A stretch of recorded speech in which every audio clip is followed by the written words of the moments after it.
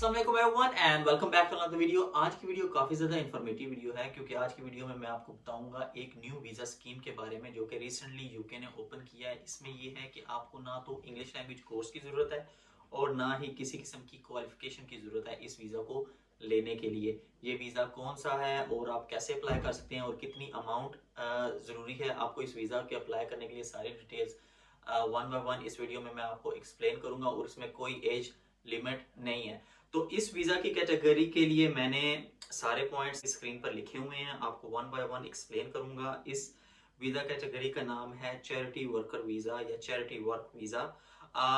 इस ये स्कीम पहले भी मौजूद थी टेम्परेरी वर्क वीजा के नाम से, लेकिन उस टाइम कंडीशंस या रिक्वायरमेंट्स काफी ज्यादा टफ थी। लेकिन अब रिसेंटली यूके ने इस स्कीम को काफी ज्यादा रिलैक्स किया है और जिस वजह से काफी ज्यादा इजी हो गया है इस वीज़ा को लेने के लिए। इस वीज़ा के डिफरेंट बेनिफिट्स हैं और उसके अलावा डिफरेंट कह लो कि ड्रॉबैक्स भी हैं।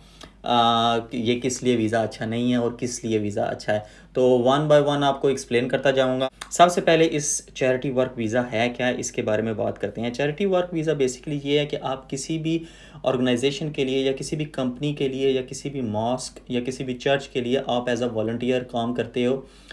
जो भी उनकी रिक्वायरमेंट्स होती हैं उसके लिए, फॉर एग्जांपल अगर आप किसी चैरिटी ऑर्गेनाइजेशन में जाते हो और उन्होंने फूड डोनेट करना है तो उसके लिए उनको वॉलंटियर्स की ज़रूरत होती है, तो इसलिए वो वॉलंटियर्स हायर करते हैं। इसी तरह के डोनेशन और चैरिटी वर्क के लिए जो भी काम होता है, फॉर एग्जांपल मॉस्क में पाकिस्तान में जिसे कहते हैं खादिम की ज़रूरत होती है, या जो कि मॉस्क के डिफरेंट एक्टिविटीज़ को मैनेज करता है चंदा कलेक्ट करने के लिए। तो इस तरह के ना हर जगह पर डिफरेंट लोग चाहिए होते हैं, तो इस तरह के लोगों को हायर करने के लिए उन्होंने ये वीज़ा स्कीम लॉन्च की है जिसे चैरिटी वर्कर वीज़ा कहते हैं। अच्छा, इस वीज़ा की जो मेन कंडीशंस हैं कि आप ये काम करना चाहते हो एज अ वॉलंटियर अनपेड, आपको इस में पे नहीं मिलेगी, आप एज अ वॉलंटियर काम कर रहे हो। लेकिन आपको, अगर आप एज अ वॉलंटियर काम करते हो और आपकी सिलेक्शन हो जाती है तो आपको मिलेगा 12 मंथ्स का यूके का वीज़ा। सबसे मेन रिक्वायरमेंट्स ये है कि आपके पास स्पॉन्सरशिप होना चाहिए। भी किसी भी चैरिटी ऑर्गेनाइजेशन की तरफ से आपके पास एक स्पॉन्सरशिप लेटर होना चाहिए जिसे सर्टिफिकेट ऑफ स्पॉन्सरशिप भी कहते हैं। उसके अलावा अगर मैं बात करूं कि वीज़ा अप्लाई करने के बाद कितना टाइम लगता है डिसीजन आने में, तो अप टू 3 वीक्स लगते हैं अगर आप आउटसाइड द यूके अप्लाई करते हो इस वीज़ा को रिसीव करने में। इस वीज़ा को अप्लाई करने की कॉस्ट कितनी है, कॉस्ट के बारे में अगर बात की जाए तो इस वीज़ा को अप्लाई करने की कॉस्ट है सिर्फ £259। इसमें ऐसा नहीं है आपको इंग्लिश लैंग्वेज कोर्स की भी नहीं ज़रूरत, आपको किसी किस्म के क्वालिफ़िकेशन की भी नहीं ज़रूरत। सिर्फ आपके पास एक सर्टिफिकेट ऑफ स्पॉन्सरशिप लेटर होना चाहिए और थोड़ी सी अमाउंट आपके बैंक में होनी चाहिए।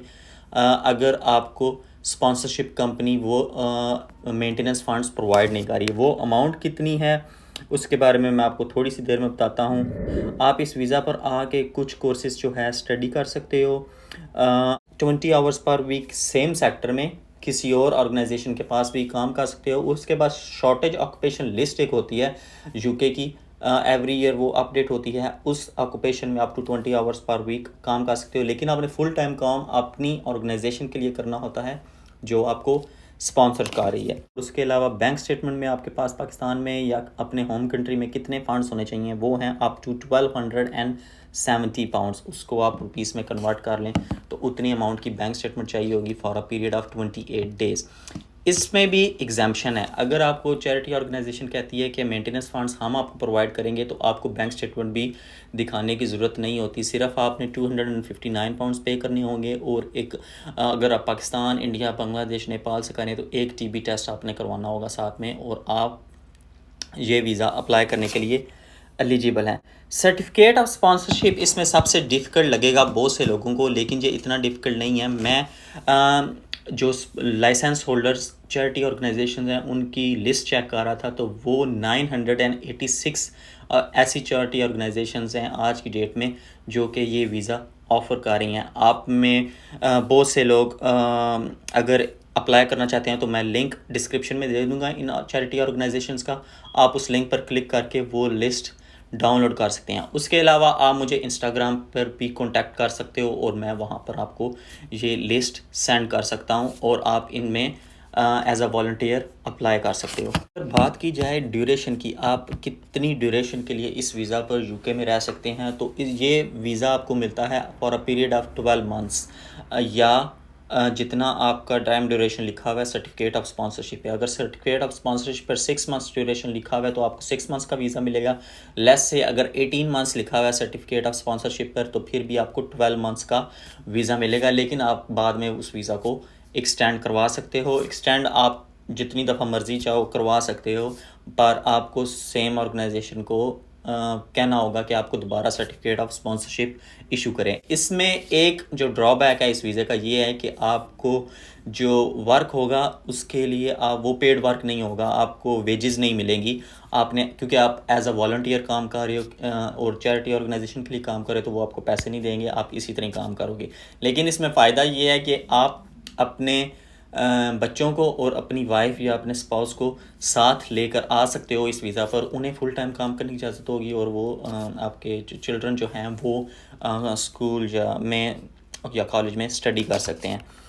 जहाँ तक बात है बच्चों को साथ लेकर आने की और अपने पार्टनर को साथ लेकर आने की, उसमें मेन चीज़ यही है कि उन्हें भी टीबी टेस्ट करवाना होगा और उसके अलावा आपका रिलेशनशिप उनके साथ जेन्युइन है वो प्रूव करना अपना होगा मैरिज सर्टिफिकेट या बर्थ सर्टिफिकेट से।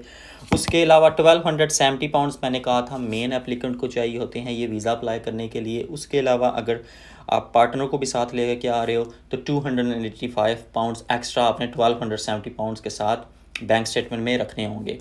अगर आप एक एडिशनल चाइल्ड साथ लेके आ रहे हो तो 315 पाउंड्स। ये 1270 पाउंड्स मैं कह रहा था कि वीज़ा अप्लाई करने के लिए नहीं बल्कि बैंक स्टेटमेंट में रखने होंगे आपको। और अगर इसको ओवरऑल समराइज़ किया जाए तो ये वीज़ा सिर्फ वही अप्लाई कर सकता है जिसके पास सर्टिफिकेट ऑफ स्पॉन्सरशिप हो। और सर्टिफिकेट ऑफ स्पॉन्सरशिप लेने का मेथड बहुत ही इजी है। आपने सिर्फ चैरिटी ऑर्गेनाइजेशन की वेबसाइट पर जाना है, वहाँ पर ऑप्शन होगा वर्क एज अ वॉलंटियर। आप उस एज अ वॉलंटियर जॉब के लिए अप्लाई करोगे, वो आपको एक्सेप्ट कर लेंगे। अगर आपकी एक्सेप्टेंस हो गई तो उसके बाद आपको एक लेटर इशू किया जाएगा। लेटर इशू करने के बाद आप वीज़ा अप्लाई कर दोगे। 1270 पाउंड्स अपने बैंक अकाउंट में शो कर रहे हैं for the period of 28 days. अगर सर्टिफिकेट ऑफ स्पॉन्सरशिप पर ये लिखा हुआ है कि बैंक स्टेटमेंट नहीं चाहिए तो वो भी नहीं ज़रूरत, सिर्फ आपको सर्टिफिकेट ऑफ स्पॉन्सरशिप चाहिए, एक टीबी टेस्ट चाहिए और आप वीज़ा अप्लाई कर दोगे 259 पाउंड्स फ़ीस के साथ। तो आपका वीज़ा आ जाएगा for a period of 12 months और साथ में आप अपनी वाइफ का भी वीज़ा अप्लाई कर सकते हो। एक चीज़ मैं मिस कर गया हूँ इस चीज़ में कि अगर आपका 12 मंथ्स वीज़ा है तो ऑब्वियसली आपको हेल्थ इंश्योरेंस भी देनी होगी साथ में, वो आई थिंक साल की है 624 पाउंड्स। तो इस वीज़ा में साथ में आप वो भी दोगे।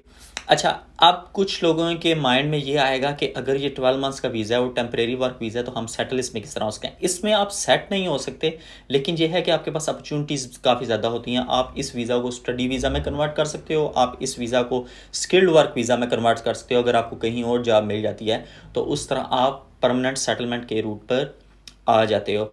तो ये थी जी कुछ चीज़ें इस वीज़ा को अप्लाई करने के लिए। और इसके अलावा अगर आपका कोई और भी क्वेश्चन हुआ तो मुझे लाजमी बताइएगा। तो इसी के साथ होगी मुलाकात आपसे अपनी नेक्स्ट वीडियो में। तब तक के लिए अल्लाह हाफिज़, दुआओं में याद रखिएगा।